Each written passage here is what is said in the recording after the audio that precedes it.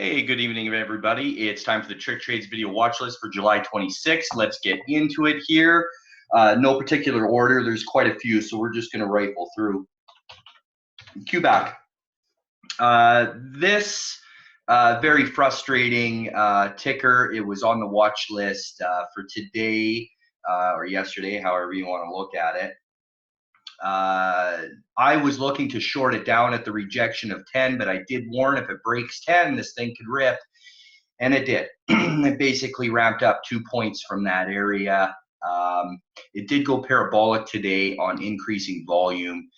This thing could keep going, but I will be watching short. I don't think I'll be going long on this. I know that this is a big furu pump right now, and has been for a while. So he could unload at any time, and he does take huge positions. So he'll be looking to unload on his subs at any time. CRC next up. This right here, let me draw the trend line here for you. So we'll see what happens with this.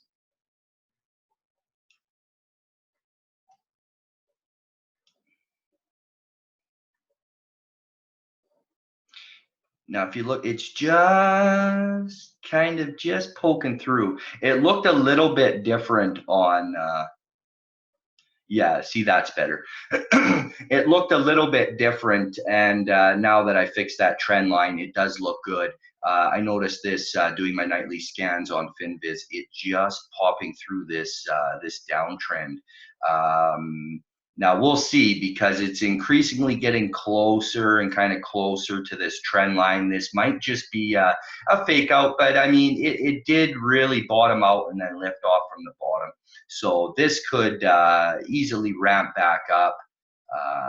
It's got a lower float at 42 million. So with volume, it can get going. And as you see, there are some fairly high volume days. It's a liquid name, so should be a nice trade. We'll see. CFMS.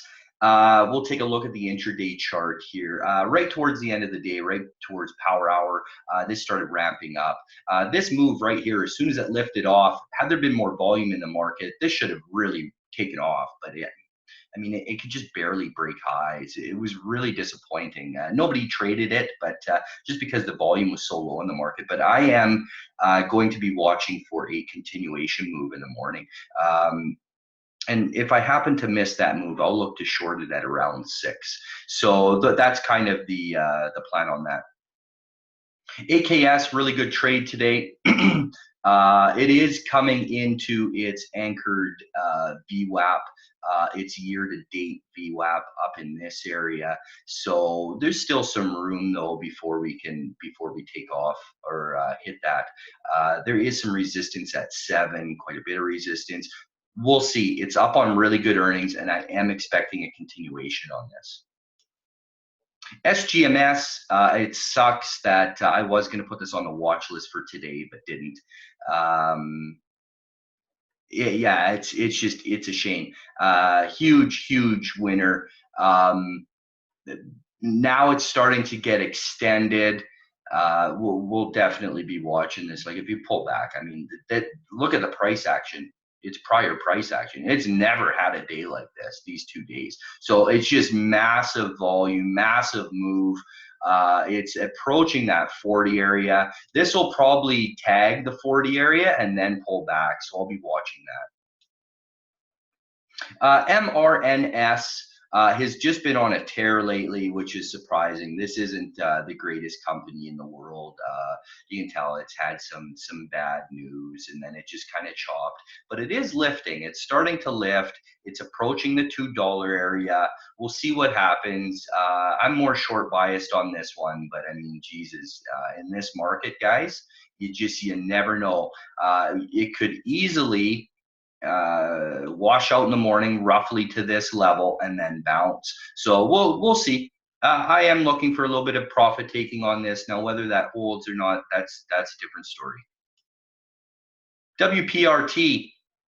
I mean, I was watching this one back in here, and then I lost sight of it, and it would have been nice for a swing, but that's all right. It is just at the 9 EMA right now. I don't have all my other EMAs and SMAs up on this chart. I ended up taking them off. But anyways, it's coming into gap fill territory. What happened here were earnings. People were selling off. Like, this could have kept going, but I think what had happened here is people were selling off, taking their profits coming into earnings. Earnings came out. They didn't have the greatest earnings, but they also weren't the worst. So a little bit of an overreaction, and I think now that overreaction is done, this is going to lift back off. So I am watching long on this one. ELGX, this is starting to lift off. It's got a really nice trend line here. It's got a nice trend line, some nice support right in that area. It's got a high of 45 on this candle. But I mean, sometimes these top wicks don't mean too much. Like, I mean, I hate to say that, but it really is the truth. You know, it's more in this area where all of this other resistance is. There's a lot more resistance in this 20-ish area, and it's broken through. And as long as that holds, I am expecting a continuation. I'm expecting a move higher on this and get into gap fill. If I can catch a nice entry on this, like a red to green or something first thing in the morning, I will be looking to hold this for at least a few days. I mean, it's a big gap fill, and I think we can get it. It's a little bit higher float name, but regardless, it's fairly liquid. It trades roughly 1 million shares, more like closer to 2 on average. It's a little bit below its 50-day average. So we'll see. We'll see. This could be interesting. X. Now I'll just kind of, you can see that actually the daily chart's looking really good to begin with, right? We're getting into gap fill territory here, and we had some earnings released, and it's well into the gap fill. So we have it basically closed out at 26.59. So let's go back to the daily chart.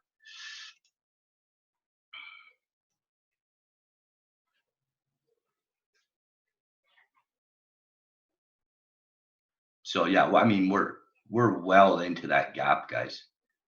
Yeah, we're well into the gap, and I wouldn't be surprised if we pull at least a point or so from here tomorrow. I think it's gonna go higher unless Trump comes out with something silly overnight or some bad news hits the steel markets. That's about it. I mean, this would have been awesome. AMD. I'm a little pissed off. I was waiting for this actually after hours all day for their earnings release. I got talking with Mo and we were discussing, business. So I definitely got sidetracked. Very disappointed. This little red to green type of move here, like shit, guys. That's as good as it gets. As soon as it started getting right in here, I would have went long in anticipation. Yeah, it's frustrating. I missed this. I was watching it after hours, and it held the 15. I thought really hard about going in on this, and hindsight is 2020, right? I don't like playing after hours though, especially even more so than pre-market, especially on names like this where there's hedge funds involved. They're allowed to start trading at 4 a.m. Eastern time, so a lot can happen between 4 a.m. and 7 a.m. Where I can start trading, and most people can start trading at 8 a.m. So there's a lot that can happen in that time. So it can be a little scary to hold these, especially when you don't have a lot of distance on it. So I will be watching this as well as, now let me find, I got to wait that. Here we go. Yeah, these are just, let me get rid of those. Those were mistakes. So anyways, this blue line is previous all-time highs of the stock. Now you see it's holding that as support just beautifully. It keeps bouncing off of it. I'll kind of zoom in so you guys can see it a little bit better, but you see that, eh? So this 1555 is a very crucial level. I'm going to look for a wash in the morning down to 15.55. If it holds, which I expect it will, I will go long and I'll go in heavy and look to ride this all day. So it should present some pretty nice opportunities either way. So I'm looking forward to it. Tomorrow's going to be a good day. Everyone get the rest because you're going to need it. We got fucking work to do. So everyone enjoy your evenings, and I will see you tomorrow. Good night.